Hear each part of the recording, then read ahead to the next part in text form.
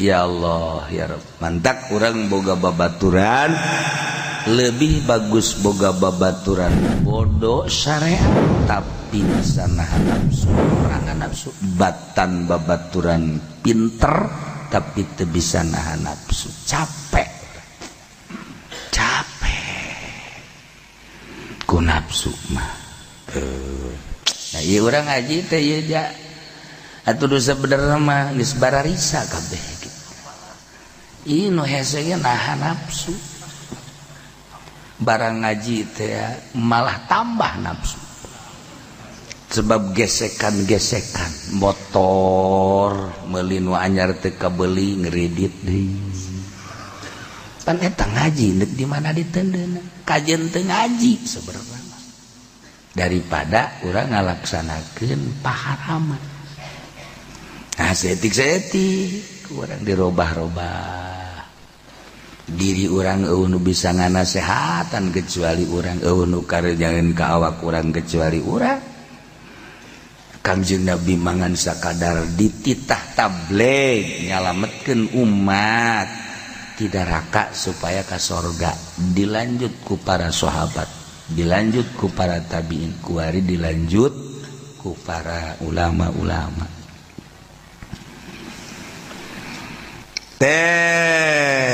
eta geus rusak geus teu tahan bahkan kiai loba nu dibunuh di penjara engke bakal terjadi seperti eta berarti kan kabeh ku nafsu biasa kos kitu asal geus rusak Allah engke nurunkeun seorang kesatria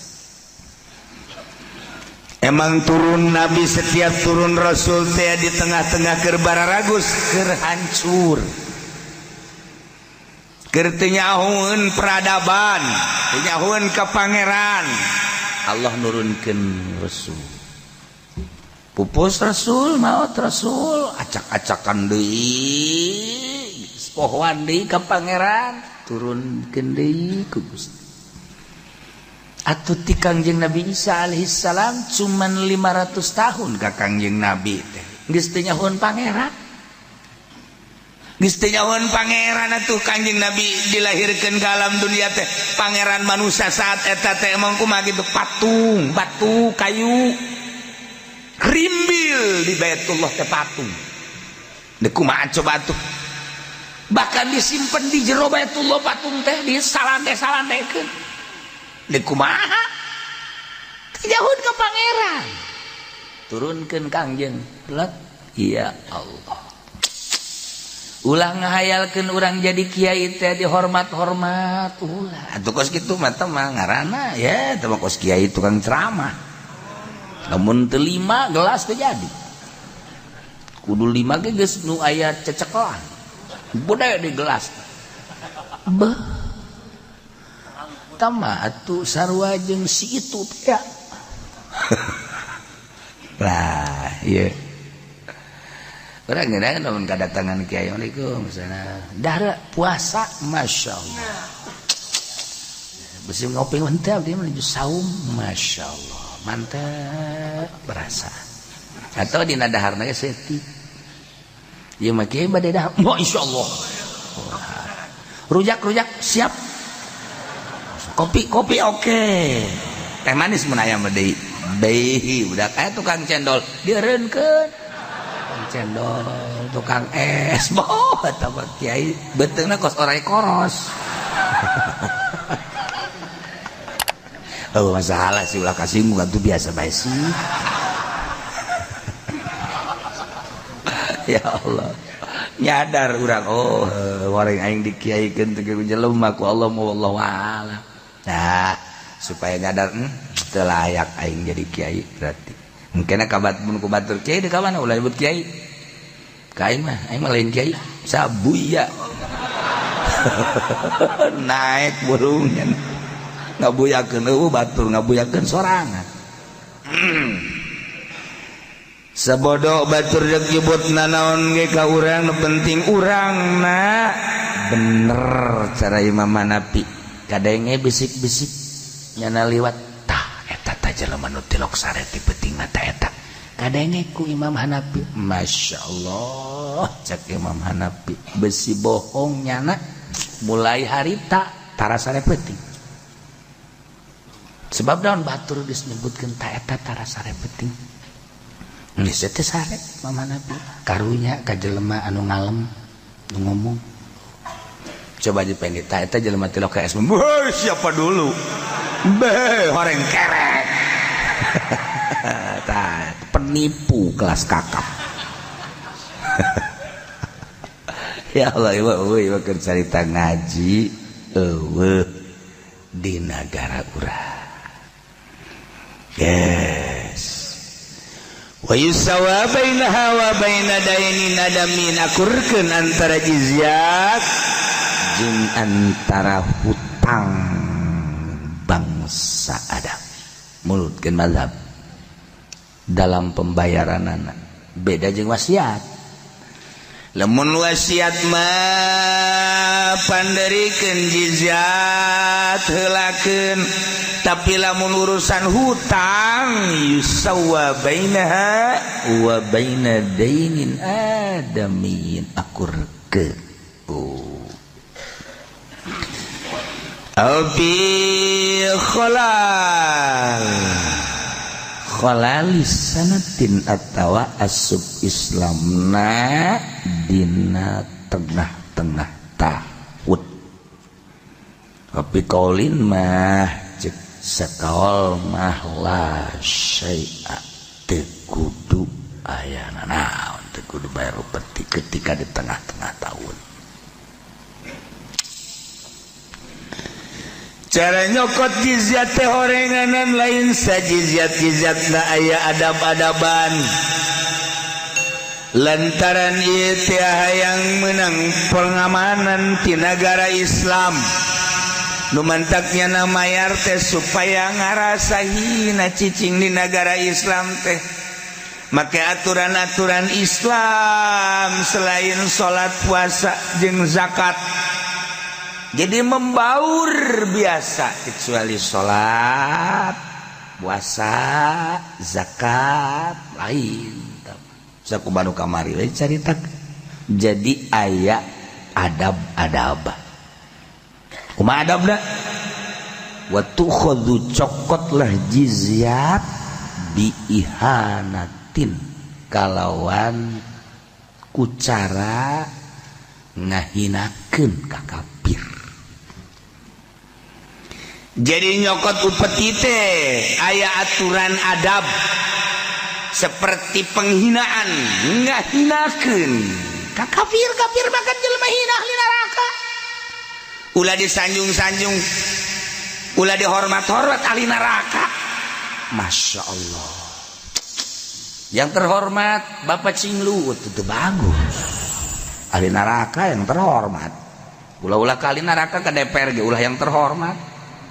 Yang terhormat para DPR, terhormat di mana? Masa nu korupsi terhormat? Kuduna terbusuk para DPR. Kesiat ceramah kitu deh. Ka aing bae aing nu ditangkep. Ieu mah keur jaritakeun teu hormat dan nama. Jangan hormat mah jelema nu mulya. Yang mulia Bapak Kiai Haji Fudoli Deres. Nah, sanajan korupsi ge saeutik, paling ge duit mait, paling ge letik teh bae. Jeung nu ngancam lagi mait teh mah. Urusan nanjana jeung mait sapodo geus teh mah, paling diririwaan kan. Tapi kan ieu mah duit masyarakat. Ya Allah, ya Rabb. Tuh, jadi lamun DPR yang terhormat Bapak Kepala atau Ketua DPR nyana bunga blon, aduh aing sebenarnya teu terhormat yang mulia padahal main menghina nu ceramahna doraka. Misalnya Ki Fudali ceramah di DPR yang mulia Bapak Ketua DPR doraka, geus nyaho teu mulia di mulia-mulia atuh doraka ge ku pangeran nyana ge sarua dikanarakakeun. Ih, jadi kiai tanggung jawabna di dinya teh nu beratna. Mentak kula bang embung ge. Keur mah bayaran leutik.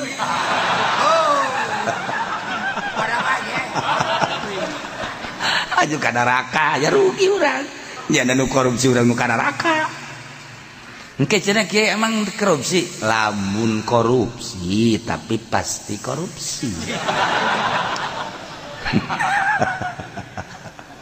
teu kudu dijabar gitu Gos teu kudu jasa ente cenah minta penjabaran anak kaget sia mun aing ngajabarkeun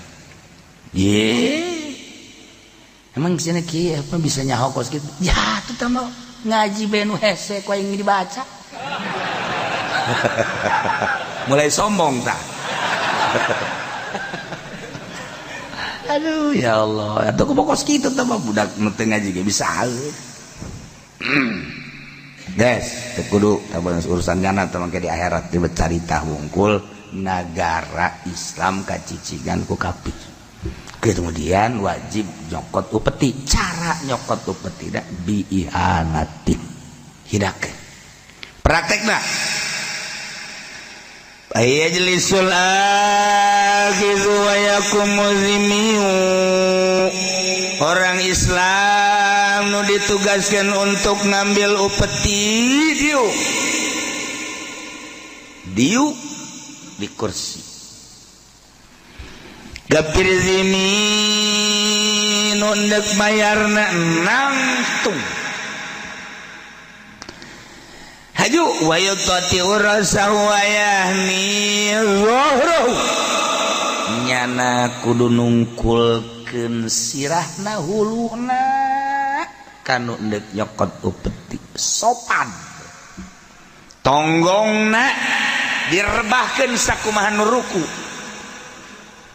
tungkul bali ruku Masya Allah eta kan hina langsung tenden jizyatna dina timbangan kemudian dicokotlah kunu nyokot upeti tersebut bari nyekel karena janggotna diome ieu tah kan tungkul ruku dicekel eta kan bentuk penghinaan wayadribu lihzimate uang-uangan ditepak-tepak gitu eta kan sakumaha hewan kan nyanana ruku kemudian tungkul janggotna dicekel urang yeuna uang-uangan dan dikitu-kitu katakan bentukna ihana sunah kata gitu kulluhu mustahabun bahkan wakila wajibun ya Allah ya Rabb tibalik warima di negara urang malah kiai cium tangan ka kafir hanya sekedar sebuah segerintil dunia mungkin 10 juta 50 juta 100 juta 1 miliar misalnya coplok adab-adaban ka Gusti Allah datang ka cium tangan Masya Allah ilmu tinggal ilmu bisa maca Quran tafsirnya naon artina teh ilmu kos gitu sarua jeung nu bodoh aya nu bodoh kapanggih jeung kafir haritanu misalna kemudian sasalaman teu cium tangan sasalaman we cak nu bodoh teu hayang aing kudu cium tangan ka sia tapi anu pinter cium tangan tah pinteran keneh nu bodoh aslina mah batang kiai aslina mah pinteran keneh nu bodoh teh hayang aing kudu cium tangan ka dia bae udah tes di Gunung Karang merenya bodoh teu bisa ngaji pinter hakikatna kiai cium tangan bodoh hakikat ya Allah aya nu bodoh ngaji nangan sakadar mingguan doang tapi ketika dibere duit ku pemerintah cokot lah aing moal di dahar mah ku aing mah ya bikin bae guys kata tangga pok ya aing mah kebal deui ge paeh ceukna teh geus mah aing teu bisa husu beuteung aing teu dibebener moal emang kunaon henteu aing mah moal da pokona mah bejana cek kieu cenah duit pajak moal diasupan duit pajak ku aing mah bodoh ngaji nangan mingguan doang ai kiai rampus rampus jasa rampus kula mah inget ka rampus teh ya inget ka jelema sugih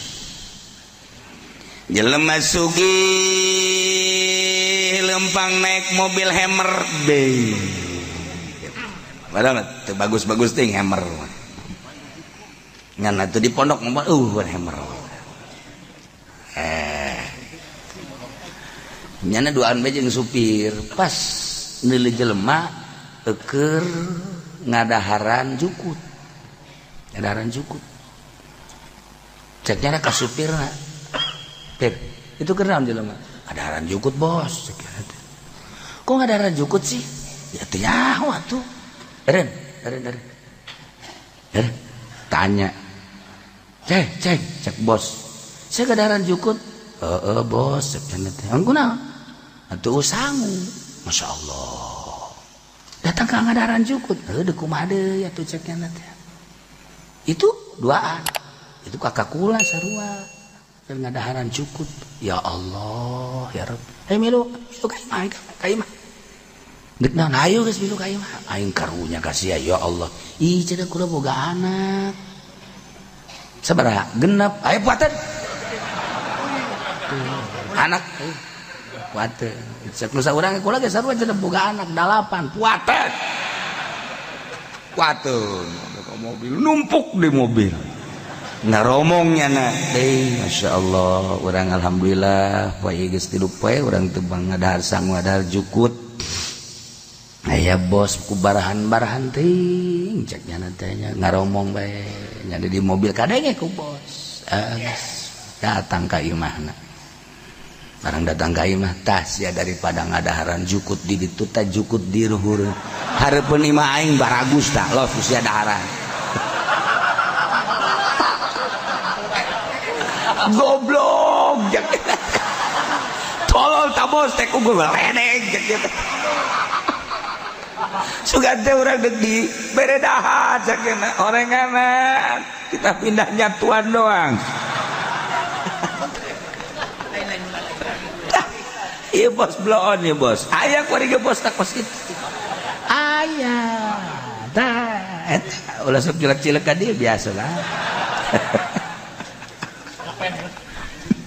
Masya Allah tolol dah bos palalawal tauqil muslimin bil adai depan kaul awal nunyunahkeun eta boga nilai tauqil muslimin bil ada cekaul kadua wajibun hawalatun alai wa ayyamana sebagai hawalah atau nutupan awal tauqilu muslimin bil ada wa hawalatun alaihi wa ayat mana jeung nanggung jawab kakafir mah ulah muslimin ulah terlalu tawadu terlalu sopan nyana akhirna kan di urang teh tulak cangkeh kamari ieu mah keur can dibuka tentang naon nu geus kanyahoan ku urang cina masih kena menghargai ka urang tapi kuari Masya Allah bangunnya sangat menguasai lamun kukula diceritakan seputar perpasaran pasar di Jakarta Insya Allah nyaho kula Tamrin Tanabang pasar baru pagi perputaran dan yang menguasai 100% ente 90 atau 50 100% saha nu menguasainya sekedarnya ho mah tuh kudu urang teh sekedarnya ho nah makana kuari perputaran perekonomian seperti itu saha sih sebenarnya mah nu menguasai pasar nah urang teh sebagai naon dagang tinggal dagang di Tanabang dagang tinggal dagang di Tamrin pasar pagi dan lain sebagainya tah ieu urang teh dagang asli apa melayani urang kan asli penduduk Indonesia sekedarnya ho kudu aja dodok bae ge lah mengkonon sirah mah ya odog ge dagang karung weru sirah ya ning kanane endi sira tuh kan batur mah dagang teh meuli tanahnya na ngajual tanah batur mah meuli mobilnya na ngajual mobil gara-gara naon tah pasang tah das iya perputaran kurang dekliwat ke tangkal kayu gede bagi kudu sopan eta adab sia lamun dek ngising sing hade ulah make jeung ngisingan akarna sia lamun dek ulangihan tangkalna eta di Indonesia boro-boro ka jelema kolot urang baheula adab teh ka tangkal kayu bae make adab Masya Allah karim dek nuar awi bae ge dek nuar awi kudu salam heula sopan sanggeus dituar deuleu mun kurang kolot ulah nu kolot tuar sanggeus dituar gejlikeun kana taneuh ulah waka dicokot minimal 3 poe adab tanyakeun ka kolot-kolot baheula nu kuari arirup keneh ya Allah ya Rabbi boro ka manusa baheula kolot urang abdi dikurang teh adab teh lain lalagaan lamun tatangkalan teu buahan bae usapan heula tangkal baling ming teu daek buahan sia teh dipelak teh maksudna supaya manfaatna lamun sia teu buahan bae engke meureunnanan atuh sia teh korban ulah waka diancam usapan heula adab kolot baheula masyaallah jak kula bae ge ieu nu ngora kan kula mah sapira karek 17 tahun atuh mah jakarolot ayo kalau jaho di pagahan eta ku mailot masyaallah ta usapan manya sih kudu diomong nyana ge ngadengin ka omongan urang ya Allah eta didikan saha eta kos kitu mantak kemanusiaan yang adil dan beradab ulah ka manusia kolot urang baheula kata tangkalan beradab jasa namun aya tangkal kayu gede urang kan kudu kieu punten ji tanyakeun ieu ka kolot adab eta teh lain percaya bahwa tangkal kayu teh aya dangiangan lain tetapi nyana umurna leuwih kolot ti sia tuh nu mantak urang ulah make mobil kolot ge eta besi aju ngancam nyana ulah kawala terus urang lamun naik hardtop teh kudu hadiah puji heula sebab kolotan nyana nah iya mah cerita tak kolot urang Masya Allah mere adab ka urang sia ada besi deki awas aya liang ulah dikihan kolot urang adab padahal mah dipiki barang kurang diaji aya tapi kolot urang tanpa nyaritakeun pikih nya namanya nyaritakeun teh adab ka hati ku urang mun kurang dikihan mun orai geuyeub onam paling ge nyana kaluar mun orai nyantok sia kumaha ye aja lamun orai nyantok bobogaan urang kan pegat deres urang mah mun aju awewe aju asup oh teu ulah ge tuh tungtungna mah keterusan bae ieu keur carita kolot urang nah ieu bangsa Indonesia lain lalagaan bejakeun atuh ka negara bejakeun ke pemerintah kolot urang baheula ngadidik Masya Allah karim katangkal kayu bae kudu sopan kapepelakan bae kudu adab atuh komo ka manusia kunaon atuh ayeuna adab akibat adab seperti nuar awi bae ge dipagahan Masya Allah karim teu meunang langsung nuar langsung tarik ulah nyerieun cekolot teh nyerieun nyana sing adab minimal 3 poe koma seminggu nyerieun atuh ban urang lamun nyerieun mah tah lamun aya jelema maot eta teh kan kudu lalaunan bismillahi wa ala millati rasul sebab nyeri nu mantak lamun aya mait kemudian dioperasi doraka dokterna nyeri iza geus paeh bae geus paeh masih kene dosa kecuali aya orok di jerona anu hirup kene ku ahlina komo ku ari mah USG hirup kene segera keluarkeun ulah sampaikeun ka paeh di jero tapi lamun sarua paeh tutup komo aja dioperasi di sesel dan lain sebagainya geus paeh bae ulah komo hirup adab kolot urang teu kudu ngaji urang teu kudu ngaji degekeun gerage kolot urang Masya Allah karim dah diuk bae ge sieu sok diuk di meja gede hutang sia kadege kan kurang kabehan ku ari nu mantak gede hutang adab diuk di bebedak lauk ulah sia aduh dongtot jodoh mantek teu kawin-kawin da tangga kuari aya nu hayangeun nongtot doang jadi mah henteu nongtot kitu jadi nongtot kitu jadi komo nengtet mah leuwih leutik nengtet nongtot parada gede nengtet mah leuwih leutik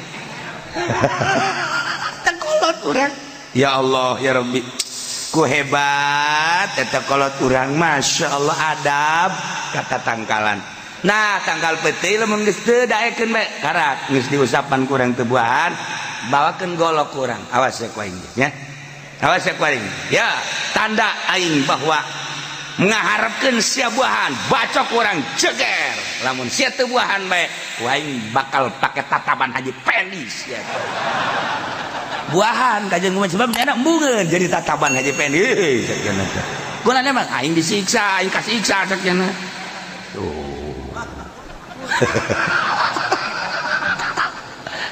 salah ngomong aing tataban amil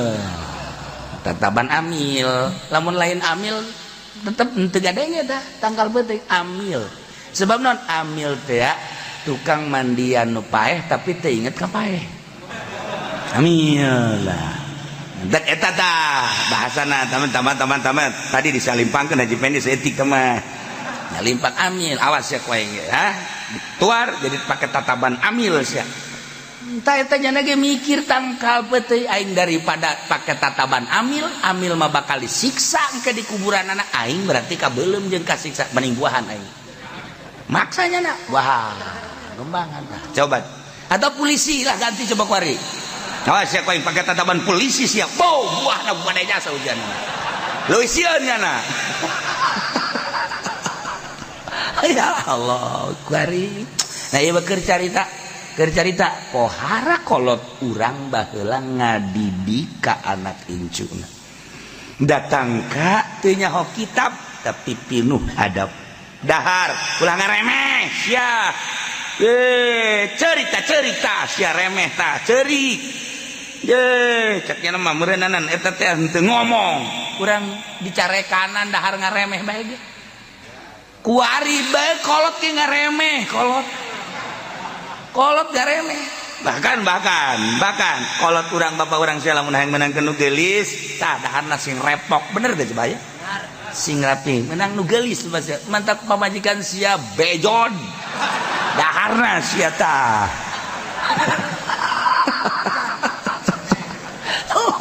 dahar eta kolot datang ka dieu ngadidik urang ya Allah ulah ngaremeh mun geus dahar tah bener tah aya keneh tah di piring eta maksudna kula mah nyaritakeun adab ieu ti kolot ka anak datang ka kos kitu kuari pamarentah teu boga adab rakyat jeung ka pamarentah teu boga adab murid ka guru teu boga adab guru ka murid geus teu boga adab lamun geus tawuran berarti kan geus adab jadi ngetrenena tawuran deuk nanaonan abadnya teh keur dididik kelak di bupatieun kelak di dandimeun kelak di presideneun kuari tawuran kumaha deuk kumaha salah ieu ti mana mimitina kasalahan apakah guru nu ngadidikna apakah budak dan lain sebagainya aya naon ieu di dieu teh antara murid jeung guru kok terjadi seperti eta perlu kurang dibongkar diamati eueuh adab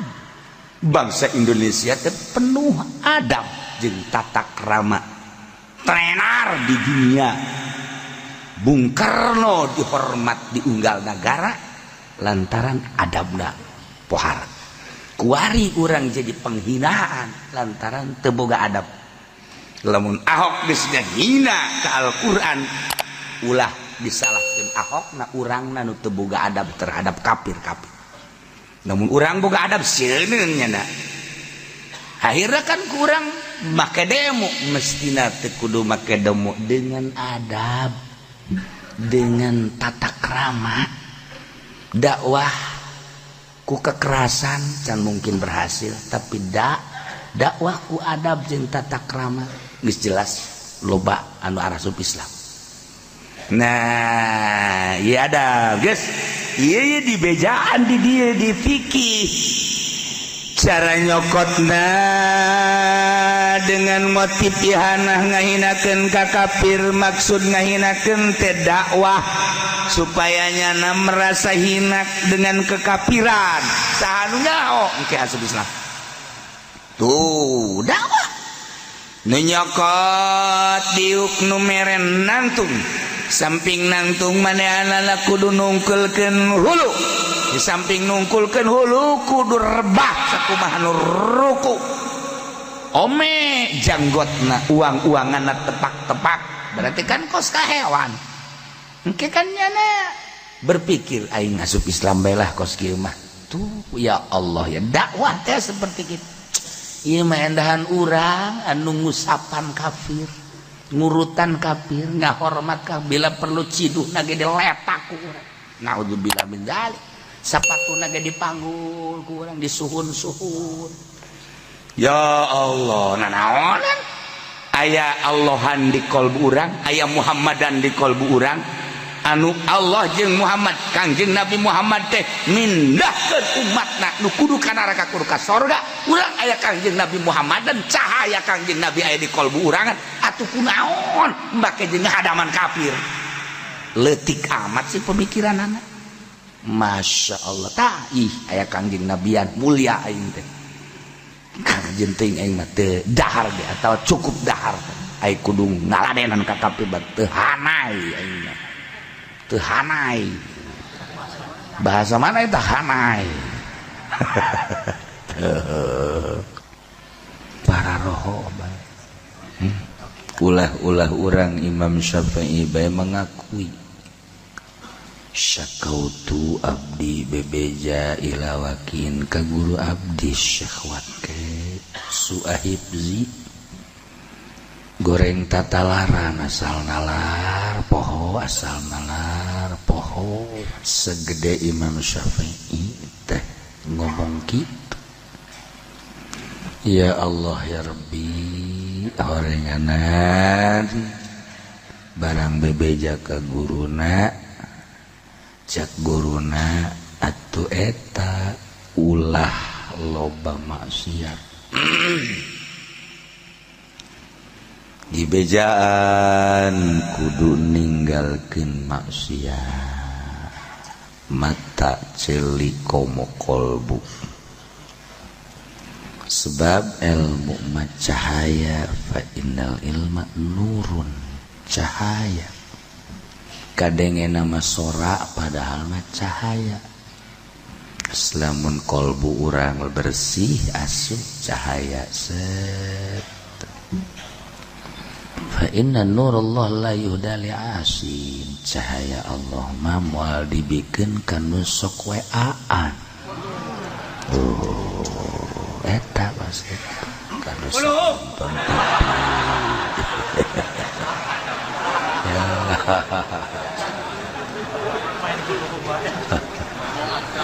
gitulah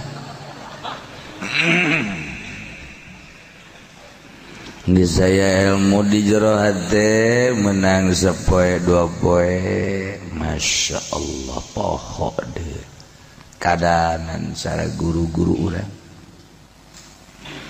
lamun urang nanyakeun masalah ka guru urang almarhum Mama Bakri nyanana geus kolot urang nanyakeun masalah oh coba dina kitab anu halaman sekian buka ge ti luhur ka handap sakitu baris ya Allah eta tenget dia nanyakeun mas coba dina kitab anu buka halaman sekian ti handap ka luhur sakitu baris Masya Allah coba orang nanyakeun ka Kiai Golkar mah masalah anu kitab lage leungit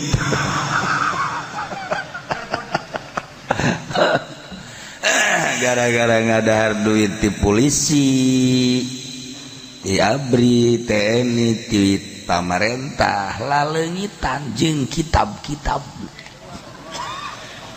wah cenah kiai nyahwanan bae jantu bohong sia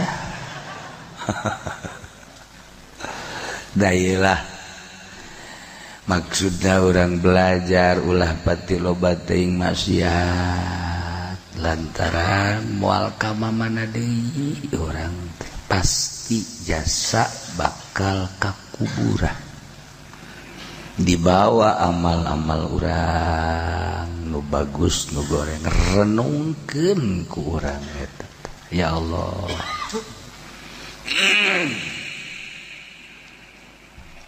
Di hiji negara Islam aya kafir zimi minta perlindungannya dengan ditentukan bayar upeti. Ai praktek menang hidayah asup Islam.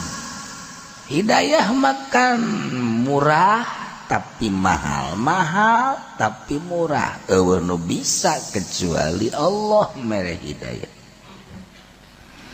Sakumaha Kangjeng unjukan ka Gusti ya Allah ya Rabb. Ieu teh kapan Abi Thalib teh anu ngurus abdi ngarumat abdi Gusti dititah maca 2 kalimat syahadat entos maca 2 kalimat syahadat abdi tanggung jawab ke dipayunan Gusti ngalieu ka katuhu rek maca toel ku Abu Jahal sing hade agama karuhun urang mah nyadek ditinggalkeun teu jadi Gusti Allah lagu menentukan di hari-hari terakhir nu ngurus Kangjeng teh Masya Allah toel deui ku Kangjeng sok mang syahadat abdi tanggung jawab naon bae kasalahan ke dipayunan Gusti endek baca calangap toel deui ku Abu Jahal ih urang teh saha urang teh kekentong Mekah urang teh ieu teh pamimpin nu diagung-agung ku masyarakat maknya dek ngagelok teu jadi deui 3 kali Kangjeng teh hampir baca 2 kalimat syahadat pas kakenca aya Abu Jahal ulah kelek bae ya Allah ya Rabb mahal hidayah nu ngurusan Kangjeng tapi teu iba teu maca 2 kalimat syahadat cerik nangis Kangjeng ka Gusti ya Allah ya Rabb pan ieu teh saha nu ngurusan abdi bisa kieu teh sababna teh ieu nu ngurusan turun ayat innaka la tahdi man ahbabta walakinnallaha yahdi man yasha wa huwa a'lam bil muhtadin. Sanyana anjeun Muhammad la tahdi moal bisa mere hidayah man ahbabta ka jelema nu ku anjeun dipake ka cinta walakinnallaha yahdi man yasha tetapi Allah anu mere hidayah ka jelema nu dikersakeun ya Allah. Urang RRC datang ke dia dengan dibuka ku presiden welcome to Indonesia. Woi. Datang ke dia teh aya nu menang hidayah asup Islam. Di dia malah mah dikula masuk Islam. Teu bisaeun bahasa Inggris, teu bisaeun bahasa Arab, komo bahasa Indonesia. Bahasa eta bahaya. Untung ayat terjemahanna nu bisa menang hidayah di urang. Duaan asli urang RRC. Toto bahasa Indonesia, toto bahasa ini nu hiji ngorakene pemuda nu hiji mah kolot. Nu pertama nu kolot. Nyana di dia ningali kegiatan-kegiatan loba perkumpulan maulidan rajaban kegiatan bulan Ramadan lebaran nyana merenung teu pernah menyaksikan seperti eta di RRC. Nanyalah kegiatan naon dibejakeun lah kitu. Nyana asup Islam sebab neuleuh muludan, ngahadiran muludan rajabat, dakwah nu di bidah-bidah ku sakadang Muhammadiyah sakadang betang tah. Salah ngomong aing, make sakadang. Teh Muhammadiyah Persib. Nggak bidah-bidah geuningan terbukti nyana ku ngahadiran anak asup Islam. Hidayah nyulusup. Tuh, pemuda hiji deui. Sarua motifna hampir kitu. Di dia ninggalinya di sebuah perusahaan, ternyata toto teu nyahueun ka salat, teu nyahueun ka naon ketika zuhur breng karyawan teh kacara rai salat kujana dideleukeun, asal salat dideleukeun kujana, terus katingali karapihan adab-adaban jelema Islam, saling memberi, saling hormat, saling nyapa. Teu pernah cek nyana di ditu mah. Yi di ditu mah masyaallah you ai. Nya bener nya teu aing ngomong. Ya tutungtu nama you and me bae ka ditu mah. Asih mah teu nyaho you and me. Teu nyaho sih mah orang kampung atuh. Ya Karim. Nah, Islam ada masyaallah. Cuman cek nyana setelah saya Islam saya mau pulangnya nama. Terus dia belajar ala kadar dek pulang dek naon dek mislamkeun emak bapak. Kan ieu mah dikula. Ieu asup Islam. Langsung ngomong seperti eta. Mulia amat. Mun cek bahasa urang mah karunya atuh emak, karunya bapak. Mumpung aya keneh kukula dek dibere penerangan supaya asup Islam. Ke iraha waktu dekat dia. Ya Allah, hidayah. Kunaon ari urang bitung sakola di Semarang asup Kristen. Anak haji deh. Masya Allah. Pohat. Aya WTS. Urang RRC adieu. WTS, wanita tunasusila, ublag. Dengan bahasa kerennya ublag atau perek, perempuan eksperimen. Atupan dicoba terus dan dicoba, teu pernah kawin.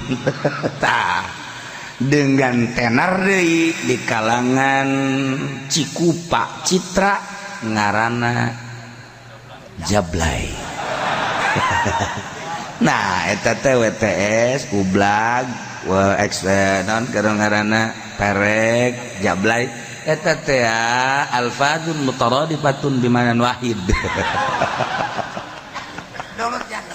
Nggak eta kene makna nama hiji tuh kumaha kebenaran di Jakarta setelah eta kapanggihlah jeung bangsana. Setelah kapanggih jadi langganan ngobrol hidayah asup masuk Islam. Setelah masuk Islam nyana tobat ka Gusti Allah meninggalkan dunia hitam. Terus bagus belajar orang RRC gelis deh. Siapa aja baik kan asal nggak ada yang gelis beresep.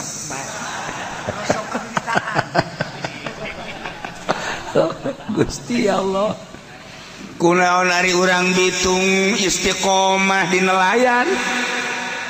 Istiqomahnya na di nelayan. Masya Allah pejenekinya oh masalah sih sekedarnya pernah nawaran. Na'udzubillah min dzalik wa min dzalik. Nah aya deui ieu cerita nyata budak digawe tapi perkembanganana pohara di Garut. Bebeja digawe di Jakarta tapi balik beli mobil ke gawe deui balik yen imah gawe deui balik meuli tanah. Jabatur ge digawe teu kitu-kitu deui. Asana ieu mah meureun lain digawe digawean. Ternyata bener. Gusti padahal lingkunganna lingkungan santri. Anakna nyana turunan santri, tapi ku Allah dibelokkeun pagaweana seperti eta. Masya Allah. Aya jelema susah loba nu endek meuli kanyana, endek ngajajanan kanyana, endek dibeli awak tetep bertahan kajen teuing teu dahar kula mah moal daek mahal kekuatan. Nah, iyalah aya jelema tani jujur inget bae kahisaban engke jaga di akhirat.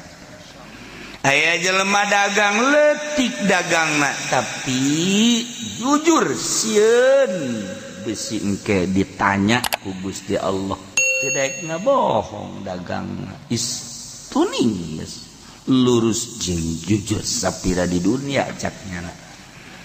Jelemana susah dagangna leutik bodoh tetapi bisa mempertahankan. Masya Allah aya kiai ngegedebul bae ngomong bohong bae terus-terusan lain di urang kiai mah lain di Lampung KTP-na pondok tuh. Nah, mantap masing-masing nafsi. Dalil tinggal dalil, ayat tinggal ayat. Lamun ku Allah dek digebruskeun mah teu mandang ayat, teu mandang dalil.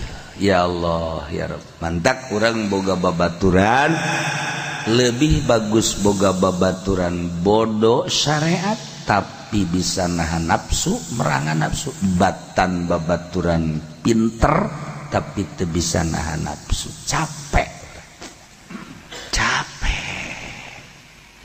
ku nafsu mah. Nah ieu urang ngaji teh ieu ja atuh sabenerna mah geus bararisa kabeh gitu. Ieu nu hese ge nahan nafsu. Barang ngaji teh malah tambah nafsu. Sebab gesekan-gesekan motor meuli nu anyar teu kabeuli ngredit deui. Kan eta ngaji neuk di mana ditendeuna. Kajian teu ngaji sebenarnya. Daripada urang ngalaksanakeun paharaman.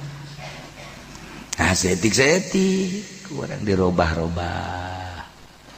Diri urang eueuh nu bisa nganasehatan kecuali urang, eueuh nu karejangeun ka awak urang kecuali urang. Kangjeng Nabi mangan sakadar dititah tabligh nyalametkeun umat tidak raka supaya ka sorga, dilanjut ku para sahabat, dilanjut ku para tabiin, kuari dilanjut ku para ulama-ulama. Zaid seorang kafir zimmi cicing di negara Islam menang hidayah asup Islam nyana kumaha eta ukhirat jizyatuhu min tirkati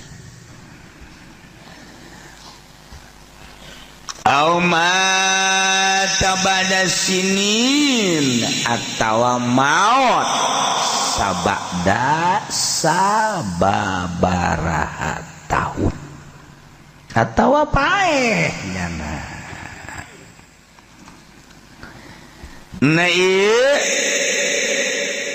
Ki Zaid anu berstatusna kuari geus eueuh maka dicokot jizyatna tina tirkahna. nu asup Islam kafir zimmi teh cokot jizyatna selama nyana kafir atau maut sababaraha taun cokot jizyatna di mana mintir katihi muqaddamatan alal wasaya hilakeun batan wasiat nyana ngabogaan wasiat kemudian manehanana ieu paeh sababaraha tahun selama sababaraha tahun tetep cokot jizyat tina tirkahna heulakeun wasiat paderikeun eueuh keur carita lamun di negara Islam atau negara orang jadi negara Islam misal emang bakal kiai engke mah bakal jadi negara Islam besar dunia bakal Islam heula make aturan syariat heula cuman teu lila karak Yahudi jeung Nasrani bangkit kembali geus kos kitu insyaallah Kangjeng nyarita seperti itu.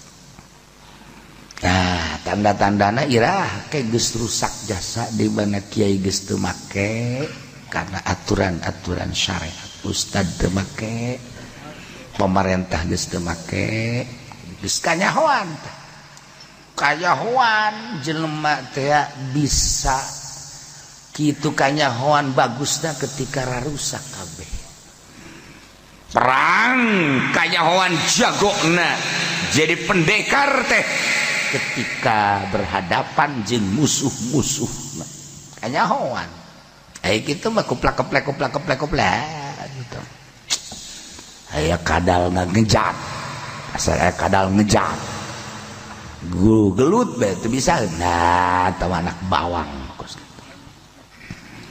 kanyahoan caang teh di tengah peuting lampu teh kajenting ngentit kaciri dah kuari ge loba mun make kana aturan tengah-tengah masyarakat saeutik bae lempeng jeung jujur di tengah-tengah carut mautna akhlak carut mautna syariat teu beres dan lain sebagainya bakal kaciri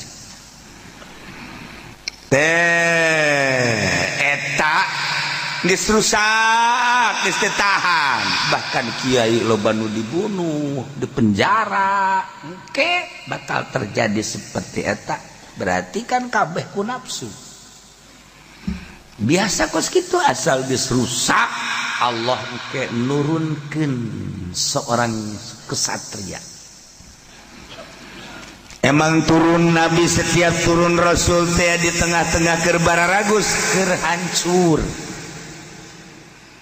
keur teu nyahoeun peradaban teu nyahoeun ka pangeran Allah nurunkeun Rasul pupus Rasul maot Rasul acak-acakan deui pohoan deui ka pangeran turunkeun deui ku Gusti atuh ti Kangjeng Nabi Isa alaihissalam cuman 500 tahun ka Kangjeng Nabi teh geus teu nyahoeun pangeran geus teu nyahoeun pangeran atuh Kangjeng Nabi dilahirkeun ka alam dunia teh pangeran manusia saat eta teh emang kumaha kitu patung batu kayu rimbil di Baitullah teh patung deuk kumaha coba atuh bahkan disimpen di jero Baitullah patung teh di salande-salandekeun deuk kumaha jauh ke pangeran turunkeun Kangjeng let ya Allah ulah ngahayalkeun urang jadi kiai teh dihormat-hormat ulah atuh kos kitu mah teh ngaranna ya teh kos kiai tukang ceramah lamun teu 5 gelas teh jadi kudu 5 ge geus nu aya cecekelan budaya di gelas beuh tama atuh sarua jeung si itu ya lah ieu orang gini namun kedatangan kiai Assalamualaikum misalnya dahra puasa masya Allah besi ngopi mantap dia menuju saum masya Allah mantap berasa atau di nadaharna ge seti ieu mah kiai bade dah masya Allah rujak siap kopi oke. Teh manis mun aya mah deui budak aya tukang cendol dieureunkeun cendol tukang es boh eta mah kiai beteungna kos orai koros. Oh masalah sih ulah kasih muka tuh biasa bae sih. Ya Allah nyadar urang oh wareng aing dikiaikeun teh jelema ku Allah wallahu a'lam. Nah supaya nyadar teu layak aing jadi kiai berarti mungkin kabat mun ku batur kiai teh ka mana ulah nyebut kiai ka aing mah lain kiai sabuya naik burungnya ngabuyakeun batur ngabuyakeun sorangan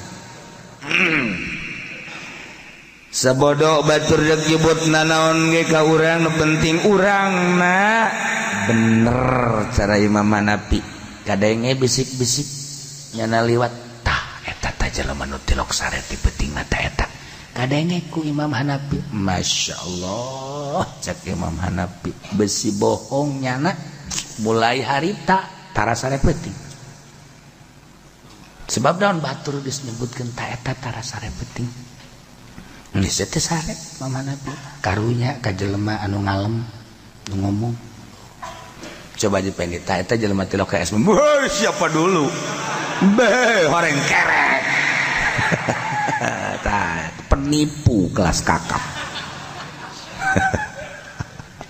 Ya Allah ieu keur carita ngaji eueuh di negara urang yes wa yusawa bainaha wa baina dainin adamin akurkeun antara jizyat jeung antara hutang bangsa Adam mulutkeun mazhab dalam pembayaranana beda jeung wasiat lamun wasiat mah panderikeun jizyat heulakeun tapi lamun urusan hutang yusawa bainaha wa baina dainin adamin akurkeun Albi khalalis sanatin atawa asub Islamna dina tengah-tengah tahun tapi kaulin mah cek sakaol mah la syai'a teu kudu ayana naon teu kudu bayar upeti ketika di tengah-tengah tahun. Cara nyokot jizyat teh horenganan lain sajizyat-jizyatna aya adab-adaban lantaran ieu teh hayang menang pengamanan di negara Islam nu mantaknya na mayar teh supaya ngarasahina cicing di negara Islam teh make aturan-aturan Islam selain salat puasa jeung zakat jadi membaur biasa kecuali sholat, puasa, zakat lain. Saku banu kamari lain carita. Jadi aya adab-adab. Kumaha adabna? Wa tukhadhu cokotlah jizyat bi ihanatin kalawan kucara ngahinakeun ka kafir. Jadi nyokot upeti teh aya aturan adab seperti penghinaan ngahinakeun ka kafir bahkan jelema hina ahli neraka ulah disanjung-sanjung ulah dihormat-hormat ahli neraka. Masya Allah yang terhormat Bapak Cinglu itu bagus ahli neraka yang terhormat ulah-ulah kali neraka ke DPR ulah yang terhormat para DPR terhormat di mana masa nu korupsi terhormat kuduna terbusuk para DPR kesiat ceramah gitu deh ka aing bae aing ditangkep ieu kerja ditakeun teu hormat dan nama jan hormat mah jelema nu mulya yang mulia Bapak Kiai Haji Fudoli Deres. Nah, sanajan korupsi ge saeutik, paling ge duit mait, paling ge letik tah bae. Jeung nu ngancam lagi mait tah mah. Urusan nanjana jeung mait sapodo geus tah mah, paling diririwaan kan. Tapi kan ieu mah duit masyarakat. Ya Allah, ya Rabb. Tuh, jadi lamun DPR yang terhormat Bapak Kepala atau Ketua DPR nyana bunga blon, aduh aing sebenarnya teu terhormat yang mulia padahal main menghina nu ceramahna doraka. Misalnya Ki Fudali ceramah di DPR yang mulia Bapak Ketua DPR doraka geus nyaho teu mulia di mulia-mulia atuh doraka ge ku pangeran nya ge sarua dikanarakakeun. Ih, jadi kiai itu tanggung jawab na di dinyata nu beratna. Mantap kula bang embung ge. Keur mah bayaran leutik.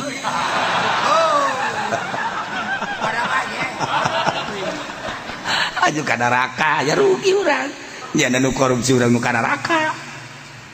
Engke cenah kiai emang korupsi, lamun korupsi tapi pasti korupsi. Teu kudu dijabar gitu Bos. Teu kudu jasa.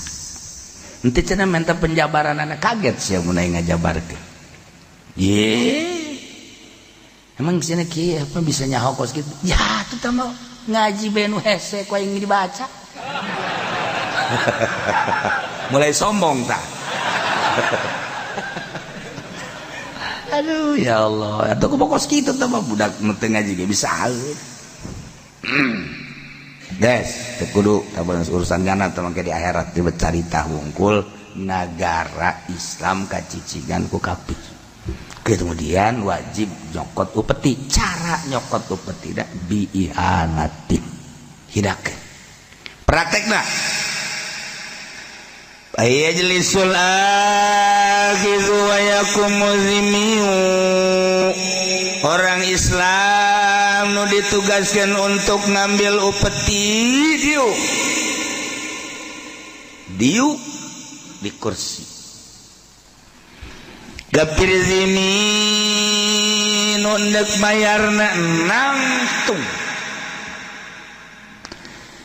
haju wa yutati urasahu wa yahni zuhruhu nyana kudu nungkulkeun sirahna huluhna kanu ndek nyokot upeti sopan tonggongna direbahkeun sakumaha nu ruku tungkul bali ruku masyaallah eta kan hina langsung tendeun jizyatna dina timbangan kemudian dicokotlah kunu nyokot upeti tersebut bari nyekel karena janggotna diome ieu tah kan tungkul ruku dicekel eta kan bentuk penghinaan wa yadribu lihzimate uang-uanganna ditepak-tepak kitu-kitu eta kan sakumaha hewan kan nyanana ruku kemudian tungkul janggotna dicekel yeuna uang-uangan dan dikitu-kitu katakan bentukna ihana sunah kata gitu kulluhu mustahabun bahkan wakila wajibun ya Allah ya Rabb tibalik warima di negara urang malah kiai cium tangan ka kafir hanya sekedar sebuah segerintil dunia mungkin 10 juta 50 juta 100 juta 1 miliar misalnya coplok adab-adaban ka Gusti Allah datang ka cium tangan Masya Allah ilmu tinggal ilmu bisa maca Quran tafsirnya naon artina teh ilmu kos gitu sarua jeung nu bodoh aya nu bodoh kapanggih jeung kafir haritanu misalna kemudian sasalaman tidak cium tangan, sasalaman mecak nu bodoh teh hayang aing kudu cium tangan ka sia. Tapi anu pinter cium tangan, tah pinteran keneh nu bodoh aslina mah batang kiai. Aslina mah pinteran keneh nu bodoh teh hayang aing kudu cium tangan ka dia. Bae. Oh, udah tes di Gunung Karang meureun nya. Bodoh teu bisa ngaji, pinter hakikatna. Kiai cium tangan, bodoh hakikatna. Ya Allah. Aya nu bodoh ngaji nangan sakadar mingguan doang, tapi ketika dibere duit ku pamarentah, cokot bacokot lah aing moal di dahar mah ku aing mah ya bikeun bae geus kata tangga. Hook ya aing mah kebal deui ge paeh cek cenah teh geus mah aing teu bisa husu beuteung aing teu dibebener moal. Emang kudu henteu aing mah moal da pokona mah bejana cek kieu cenah duit pajak moal diasupan duit pajak ku aing mah. Bodoh ngaji nangan mingguan doang. Ai kiai rampus. Rampus jasa. Rampus. Kula mah inget ka rampus teh ya, inget ka jelema sugih. Jelema sugih lempang naik mobil Hammer deh. Padahal teu bagus-bagus ting Hammer. Ngan atuh di pondok ngomong Hammer. Nyana duaan bae jeung supir. Pas neuleuh jelema keur ngadaharan jukut. Ngadaharan jukut. Ceknya ka supirna. Itu kenaon jelema? Ngadaharan jukut bos. Kok ngadaharan jukut sih? Ya teu nyaho atuh. Eren. Tanya. Cek bos. Saya ngadaharan jukut. Heeh bos, cek cenah teh. Kunaon? Atuh sangu. Masya Allah. Datang ke ngadaharan jukut. Deuk kumaha deui atuh cek cenah teh. Itu duaan. Itu kakak kula sarua. Dan ngadaharan cukut. Ya Allah ya Rabb. Ayo milu kaimah dek naon ayo geus milu kaimah aing karunya kasih ya Allah. Ih cenah kula boga anak sabaraha? 6. Ayo puateun anak puateun cek nu saurang kula ge sarua cenah boga anak 8 puateun mobil numpuk di mobil ngaromongnya na Masya Allah orang alhamdulillah poe geus 3 poe urang teu ngadahar sangu ngadahar jukut aya bos ku barahan-barahan teuing cek nya teh ngaromong bae nya di mobil kadenge ku bos datang ka imahna barang datang ka imah tah sia daripada ngadaharan jukut di ditu teh jukut di ruhur hareupeun imah aing baragus tah los sia daharan goblok tolol tabos teh ku geledeg sugan teh urang deuk di beredahan sakena orenganan kita pindah nyatuan doang.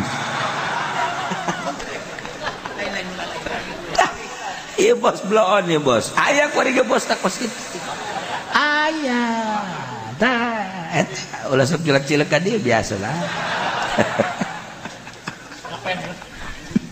Masya Allah tolol dah bos.